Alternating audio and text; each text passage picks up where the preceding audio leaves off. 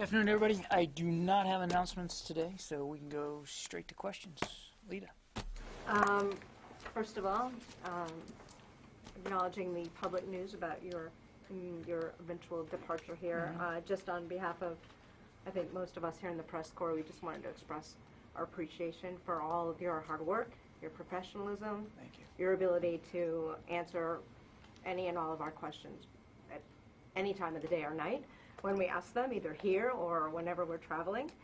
And I think we hope that, we wish you good luck, and we hope that whoever takes this job next has the depth and breadth of your knowledge, particularly about the military, and someone who can answer questions as well as you have. Thanks. I Here, appreciate here. that. Thanks. I think that's a great way to end it. We're just going to wrap this right up. Yeah, because it ain't going to get any better now. But thanks very much. I appreciate that. Yeah, go ahead. Ukraine. I don't know. It could be. I don't know. It's going to just depend on the weekly scheduling. No, I would tell you eventually. I don't know. We'll just have to see how the schedule plays out. We try to do two a week, and then we'll just see. We all echo, Lita. I defer to the first question, but we all echo, Lita. I appreciate We're very appreciative of your professionalism and your efforts. Thanks. I appreciate that part. So on Ukraine, obviously the ceasefire didn't hold so well. So I'm wondering if you can update us on U.S. aid to Ukraine. What, if anything, is being done? Are there any thoughts about doing anything more now that another attempt at a ceasefire has not worked? I don't have anything to update in terms of additional aid or assistance. Nothing's changed about the process through which we are trying to provide material assistance to Ukraine's security forces. As you know, the assistance is still of a non-lethal sort. Discussions continue about other types of assistance. So I've got nothing new to say on that. But you're right, the ceasefire did not hold. Moscow violated that. And there's additional continued fighting around Debaltsev. As you know, we're watching this very, very closely. And the only thing else I'd add is that nothing is going to change about two things. One, our recognition here in the Pentagon that a U.S. military solution is not going to be had here.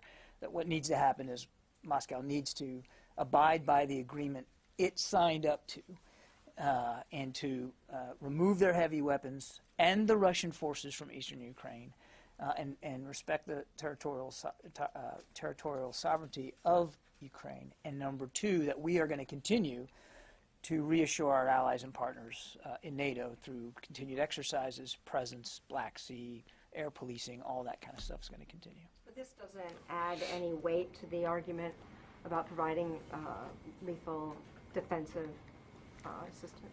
It certainly is. It's certainly going to. It certainly factors into the discussions. There's no question about that, Lita. But to say that it's going to tip a scale one way or another, I think would be to overstate it. But we, as Secretary Hagel made clear before he left, we've got to be mindful of unintended consequences here of every decision that we make. But it is a decision. It is a discussion. Excuse me, that continues, and I'm sure will continue. What really needs to happen here, is, instead of having a debate about lethal assistance or non-lethal assistance, what really needs to happen is Moscow needs to abide by what it agreed to in this latest ceasefire. Kirby. If I could shift to Libya, back in August you said that after the UAE and Egypt bombed certain positions in Libya, you said that we discourage other nations from taking a part in Libya's issues through violence. Has your position changed? Has the Pentagon's position changed in terms of the actions of countries being involved in Libya? Do you support Egypt's right to bomb ISIS targets in the wake of the Christian Coptics being I think it's important to remember the context with which I said that back in August. That was not those missions conducted by Egyptian forces was not, they were not, and I think UAE was involved as well, was not involved against ISIL or necessarily a terrorist network. It was a different sort altogether. So I stand by what we said back then. We aren't taking a position here in the Pentagon on these recent strikes by Egypt. certainly were aware of it. We didn't. We weren't notified ahead of time. We didn't participate or support them in any way, and we're not taking a position on it. Is there a role for the U.S. military in Libya now that ISIS has a stronghold there?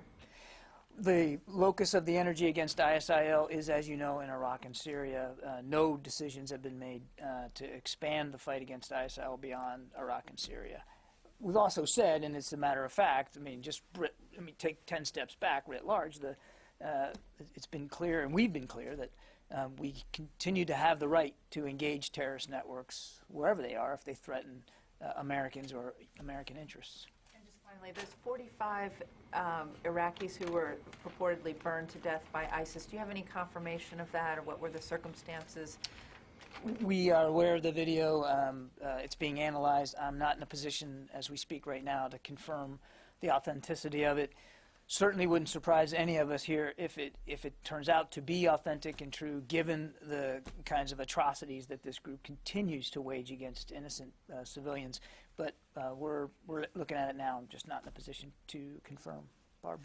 A couple of additional ISIS questions. Now that U.S. military officials are talking about how they may equip some of the Syrian rebels with trucks, light weapons, communications gear,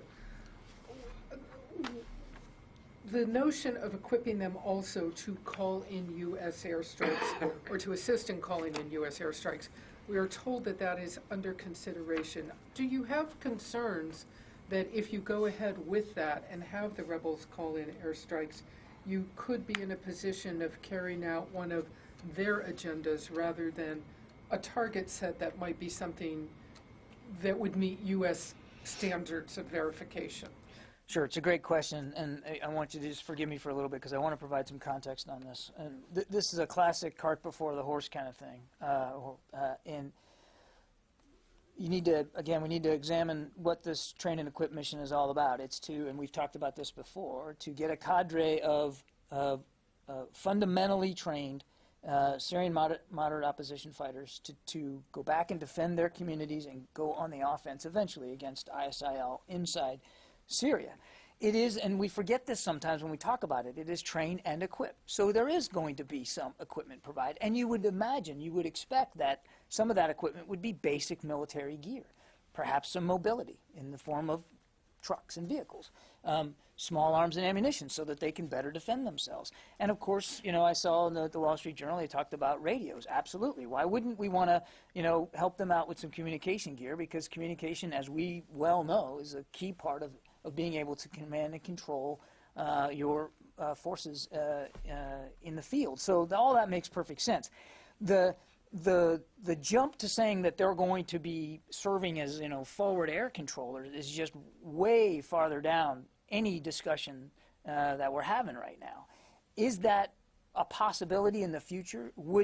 Could we possibly get to a point where they might be able to help with spotting from the ground in Syria for coalition airstrikes? Yes, that is a possibility. But it is only a possibility, and we're not even there yet. We haven't even begun the training. So I want to make it clear that, and I've said this before, it's worth repeating, the training that they are going to be receiving and the equipment that will go with that training is designed to give them basic military skills and organizational capabilities so that they can go back and defend their citizens, not to turn them into what we would consider independent, you know, JTACs, you know, Joint Tactical Air Controllers. That's not the goal here.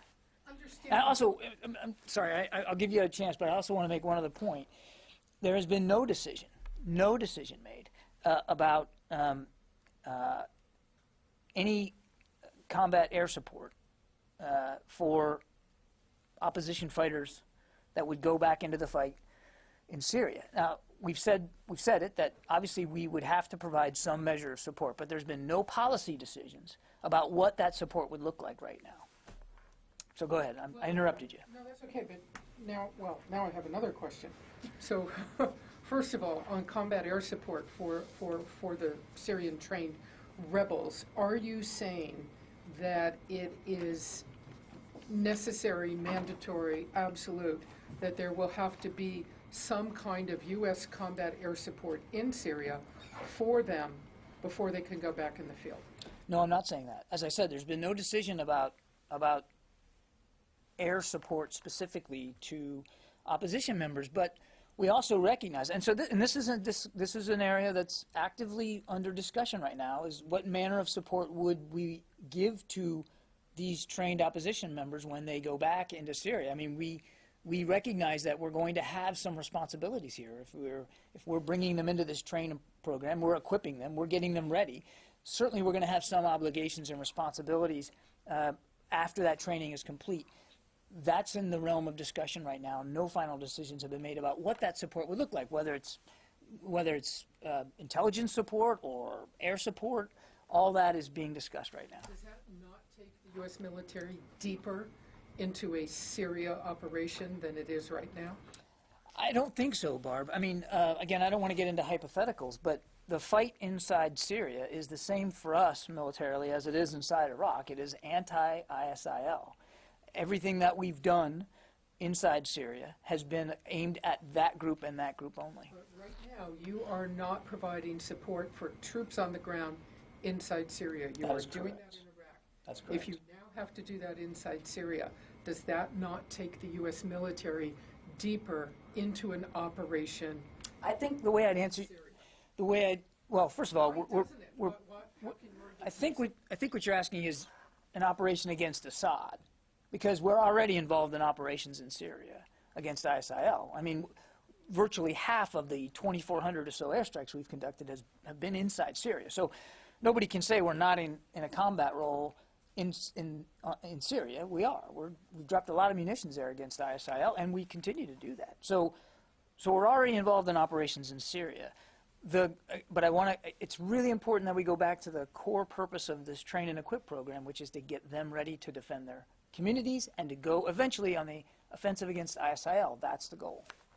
And there's going to be so few opportunities to press you in the immediate future. Keep it coming.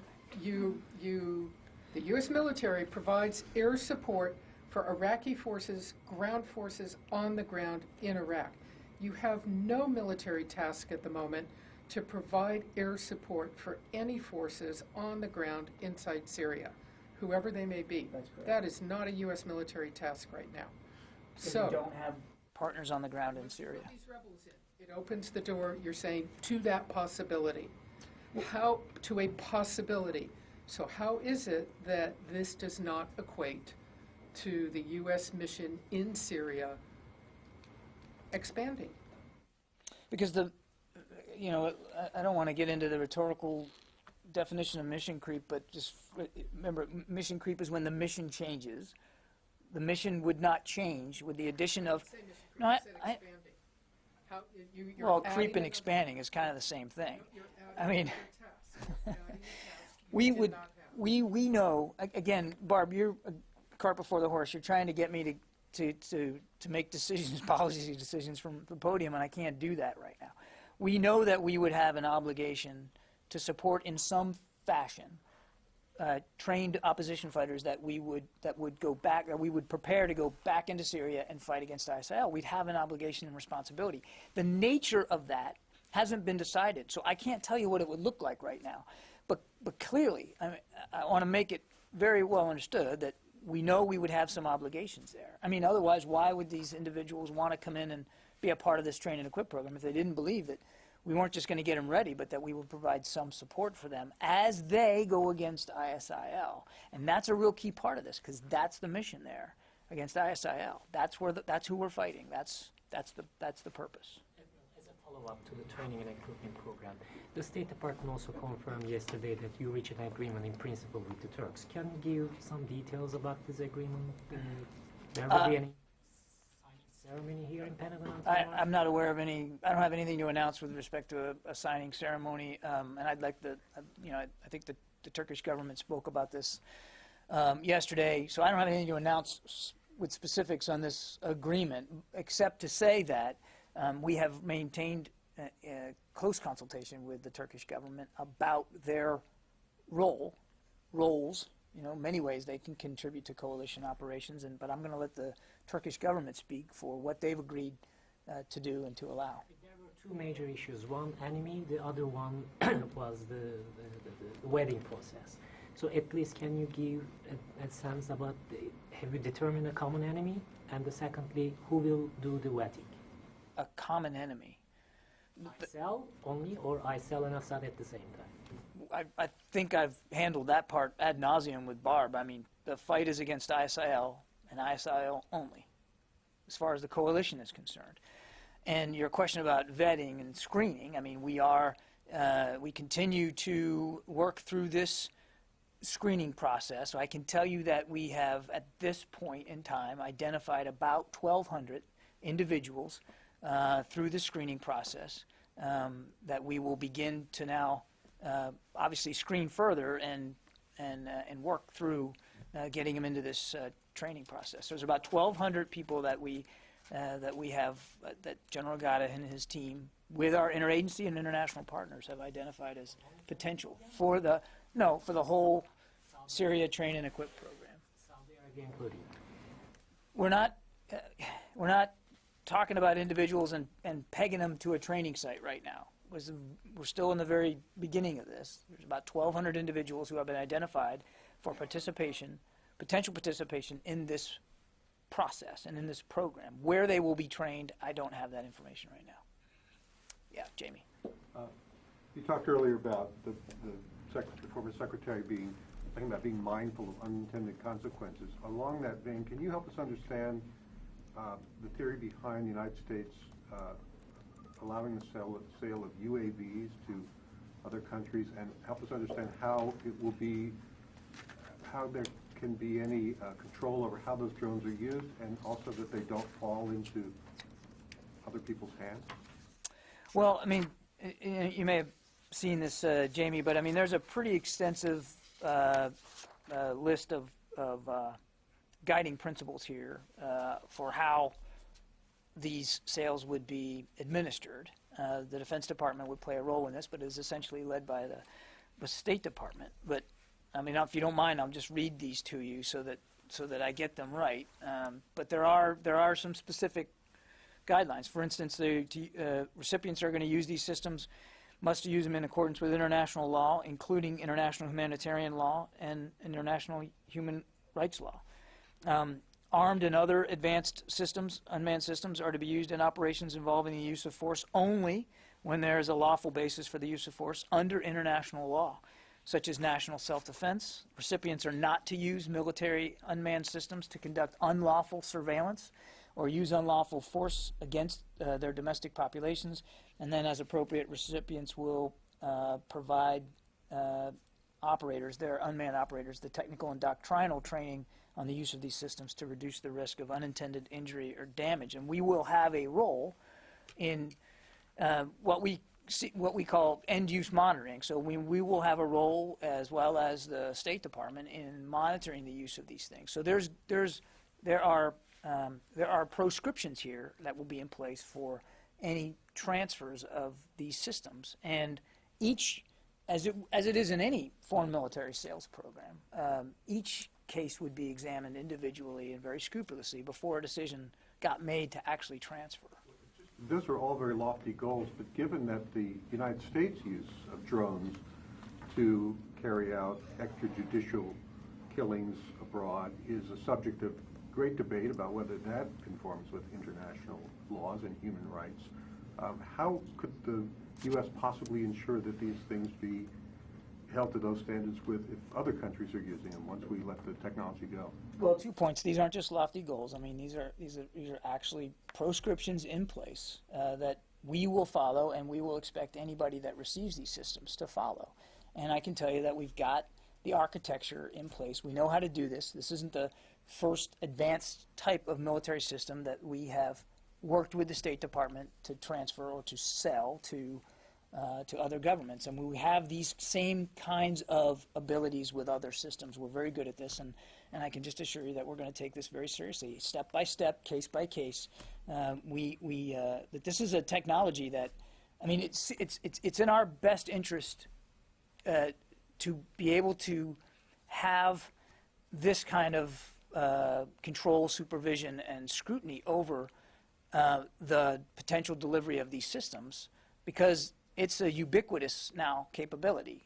Not every nation has the same sophistication at it as we do, but this is a technology that's not going away. So it suits our interests, and I think it should suit the American people's interest to know that we're going to be involved from soup to nuts on how these systems are eventually transferred.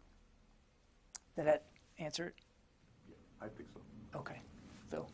Admiral, just two more Syria follow-ups, please. First, can you tell us how many American troops have deployed to start doing the training and equipping of the moderate Syrian opposition forces? And also, can you tell us whether those people being screened, in your words, are going to learn the skills you talked about with Barbara, where they could talk on the radio to American warplanes and potentially identify targets? Because the impression has been that they'll get one shot at this training and then go back to Syria, not come back for subsequent lessons. Or has it been updated since we last heard about it from you? So right now, the first advanced detachment of about less than 100 personnel are in the region, and they are making preparations for follow-on personnel. I think I said here from the podium that the total applied U.S. total applied military could be about 1,000. That doesn't mean there's 1,000 trainers, Phil. As you know, there's some number would be applied to force protection, intelligence support, enablers, but about 1,000 total. The first 100 are in the region now. I'm not going to talk about where they are right now for obvious reasons.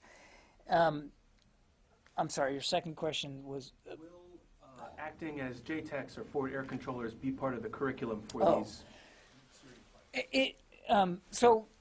The training's going to be a stair-step approach. They will graduate, these fighters will graduate from one level to the next, and each level, just like we train American troops, will get more sophisticated as they work through it. I don't have the curriculum in front of me. As I said, though, the main purpose of the training is basic military structure and skills. I can't rule out that at some point that we might find it useful for them to have the ability to help assist with targeting on the ground. But I really want to walk you away from this notion that we're going to be producing Syrian forward air controllers. That is not the case. That is not what this training is designed to do. I think one anonymous source in the Wall Street Journal story sort of likened it to Kobani. Let's look at that for a minute. In Kobani, we didn't have trained forward air controllers on the ground there. What we did have eventually, and it took a little time, was some reliable sources inside Kobani, anti-ISIL forces, who had a good working knowledge of not just the town, but where ISIL was on any given day, and so was able to help us be a little bit more precise. We were already very precise, but more precise. And so you saw the strikes went up in number, and the tactical effect on ISIL increased when you have somebody on the ground that can at least help you, if nothing else, help tell you what not to hit. So it's a different level of sophistication than what I think we're all used to when we talk about forward air controlling, and that is not the goal here. Could there, as I said to Barbara, could you get to a point where they might be able to assist in that kind of an endeavor? It's absolutely possible, but we haven't even started the actual training yet, and I think it's really important that we maintain a sense of perspective here and patience.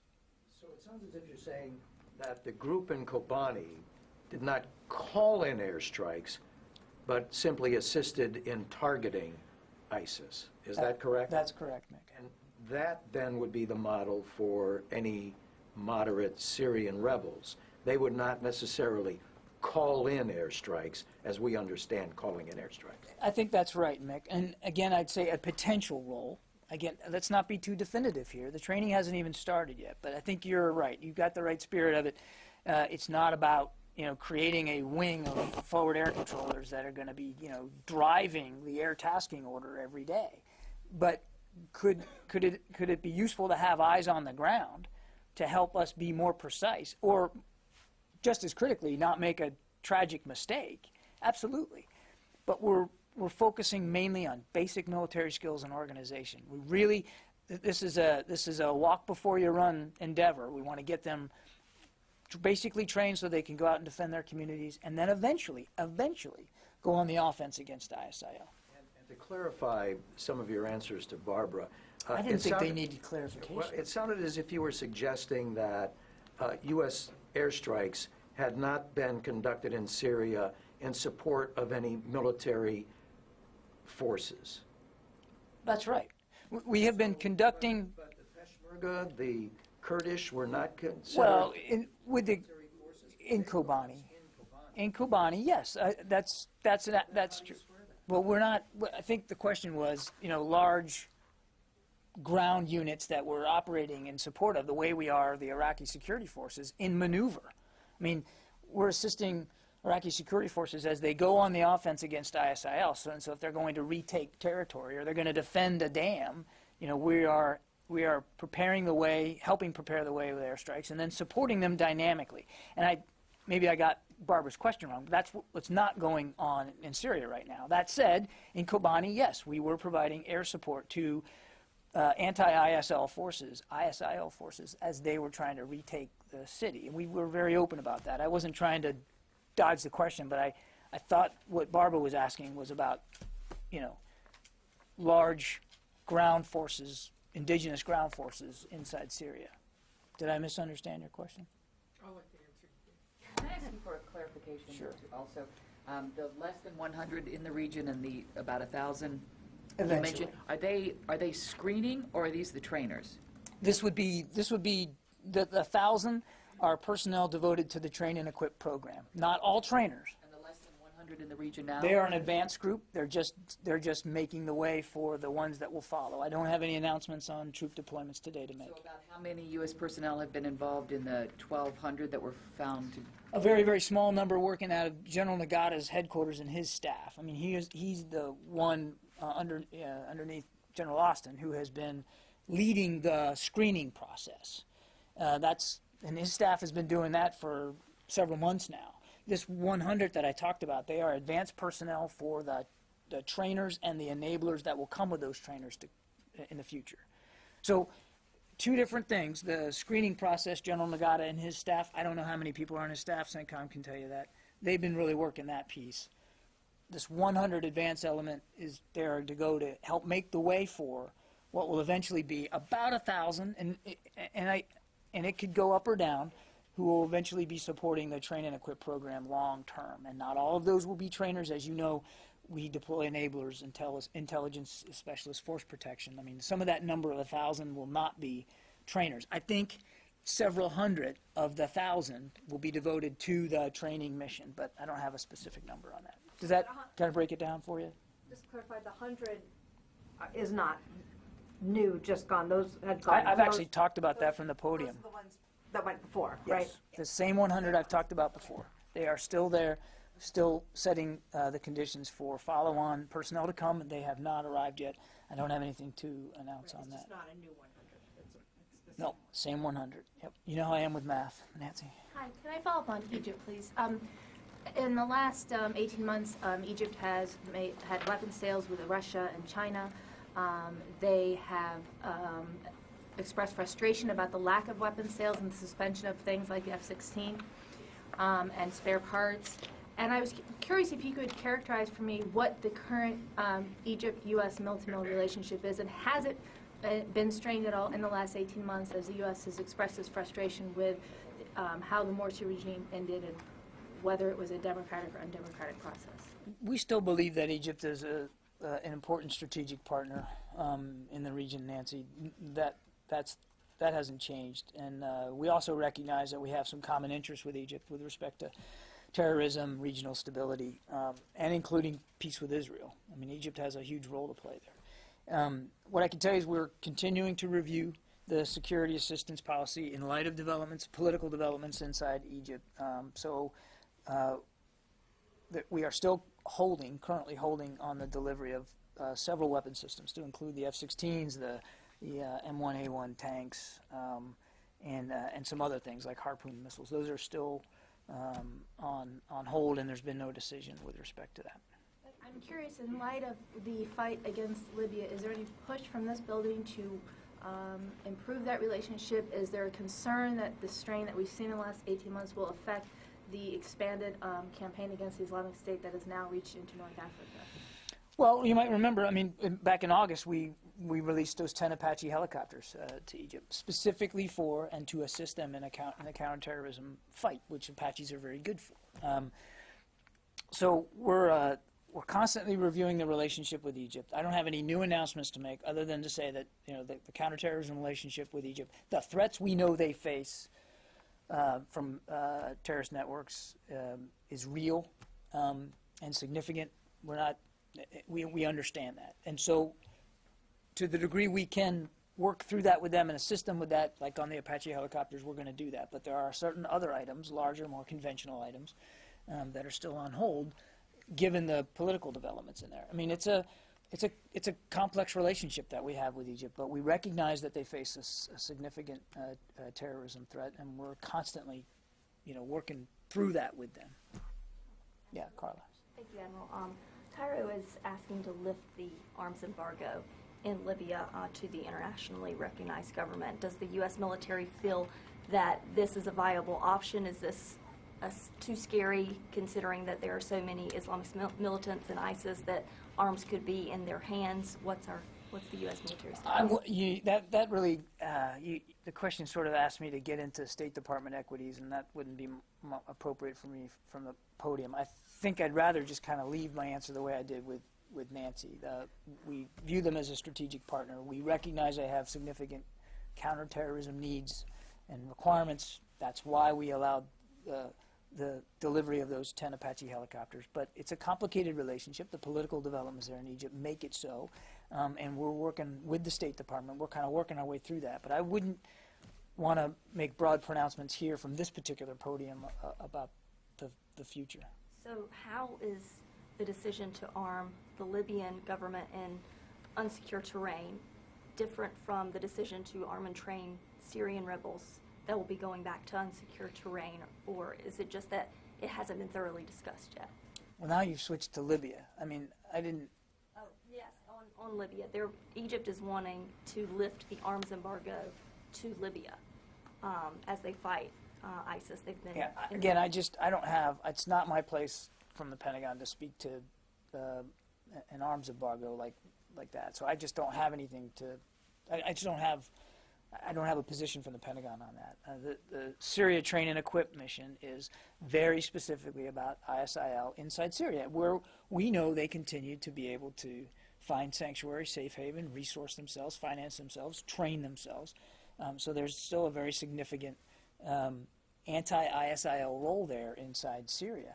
And when we talk about, and I know I'm getting a little off topic, but when we talk about ISIL's attempts at expansion, and we've been saying this for a long time, we know they want to metastasize into other places, but those other places, whether it's North Africa or Afghanistan, is still a nation effort, and in some cases aspirational at best. It doesn't mean we're not taking it seriously, that we're not monitoring it. You heard General Rodriguez up here talk about the hundreds or so that he thought might be in North Africa. We're still watching this closely, but the point I'm trying to make is the locus of the energy is where it should be right now, which is on Iraq and Syria. John, just a clarification. Is Egypt part of the anti-ISIS coalition that the U.S. is leading in Iraq and Syria? No, I don't believe they are. Well, you'd have to talk to Cairo about that. And I don't have the list of 60, but I don't believe they're on it. Jim? The 1,200 initial recruits into the moderate opposition, do you know, did these all come from one or two specific FSA units, or were they across the board? And just to follow on that, do you have some sense of when that vetting will be completed and they will, go into training? I would say that the 1,200 come from numerous groups, not any one group, but numerous groups that General Nagata has been in discussion with the leaders of those groups. I mean, this is numerous, and I don't know. I couldn't give you a list of them all or who they are, but again, 1,200 total from numerous groups. And your second question was? How long will that vetting take to complete so that they'll be able to start training? Well, I don't know. We're working our way through this screening process now. Again, that we've initially identified this 1,200. That screening process for those 1,200 is still ongoing. I couldn't give you a timeline. It's, as we said before, we're going to be very deliberate about this, and it's going to be individual by individual. And so that's going to take some time. And the other thing that we're going to do is, and I've said this before, is as they work their way through the building block of the training, the building blocks, I'm sorry, they will get re-screened to determine their readiness and ability to make it to the next level. And so all throughout the training process, they will be constantly screened as we work our way through it. So it's not like there's going to be a finite moment where, you know, that's it, you're screened, you're done, you're ready, boom. There's going to be continual screening throughout. Is this the vetting, or will there be screening and then vetting? We're using the word screening here. So when I say screening, I think it's what you would interpret as vetting. But our word here in the Pentagon is screening. So to be clear, when this process is done with these people, they will begin the military training.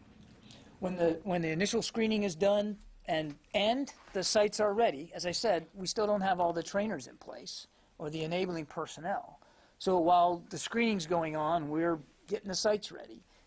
Eventually we'll come together and we'll be able to start it. I think I've said this before, that we believe we could, General Nagata believes he could be ready to start training sometime around, you know, March, April, middle of March or so. So don't, you know, I can't give you a date certain, nor would I want to, but that's roughly around the time when I think we'll probably be ready to start. Yeah. Hire, any outside help or contract an outside company to help with the screening? This seems like a very enormous task to.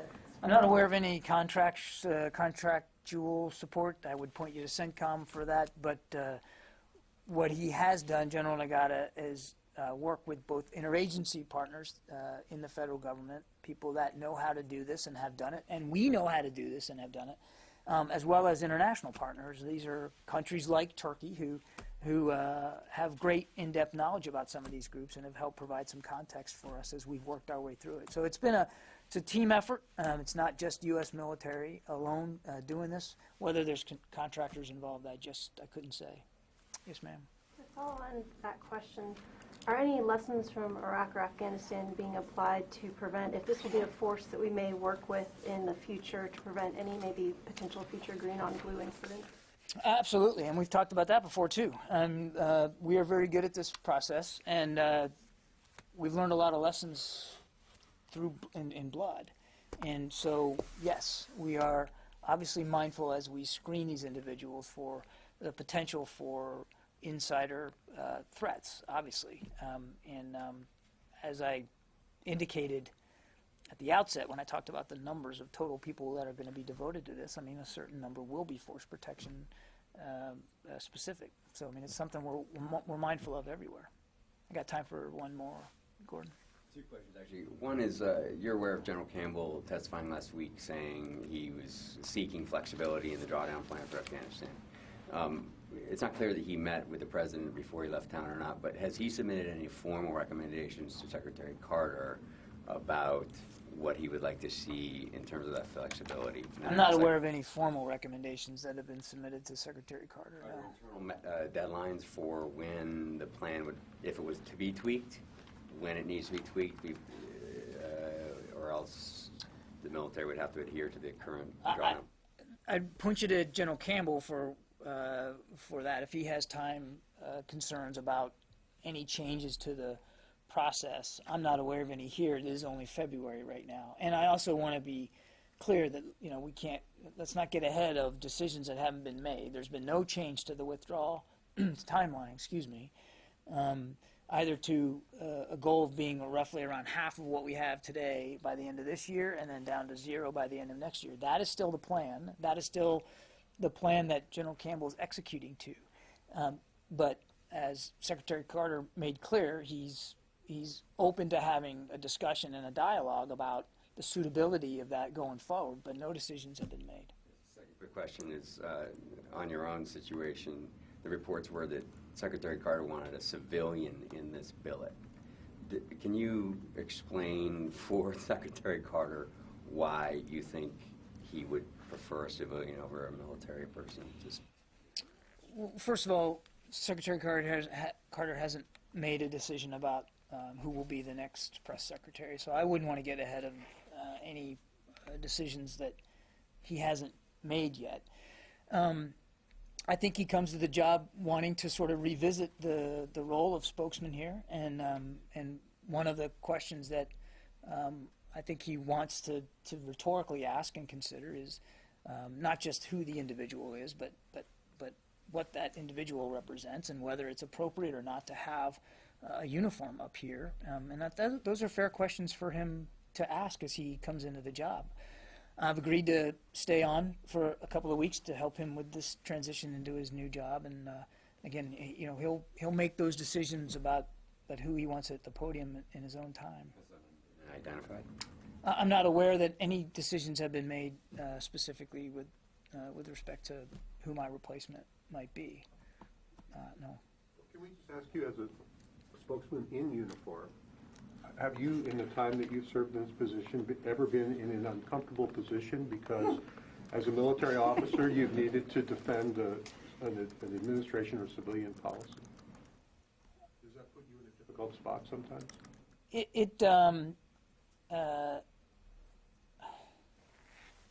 Like now, for example? Honestly, it hasn't been a big issue for me. I can't look you in the face, Jamie, and say that there haven't been some questions that obviously have tried to veer me into political discussions. I mean, I knew that when I took this job that was a potential, but they've been few and very, very far between. It just hasn't been a big problem for me, and I don't know whether that's because of my experience here in the Pentagon or whether it's because that I've known all of you for so long and you know where I can't go. I think it's probably a combination of that. And I'll also say, and at the risk of sounding sycophantic, I'll do it, but I think you guys are the best press corps in town. And I think it's because most of you have been here for so long. And you know this building so well, you know the military so well. And the kinds of information exchanges that we've had, whether it's here on camera or in my office on background, has been facts. You guys simply, my sense is you want facts, you want context, and you don't cover the building from a political viewpoint, typically. And that has obviously made it easier on me to be a military guy in this job. So for me personally, it hasn't been a big factor, and I think it's because of the appetite for information, what you guys were looking for, and what I was able to provide, just from the dint of my experience. It just hasn't been a factor. But obviously, we all serve at the pleasure of the Secretary, and I've been honored to have the opportunity. I mean, it's really been a real privilege, and I've enjoyed almost every day of it. Thanks, everybody. Have a good day.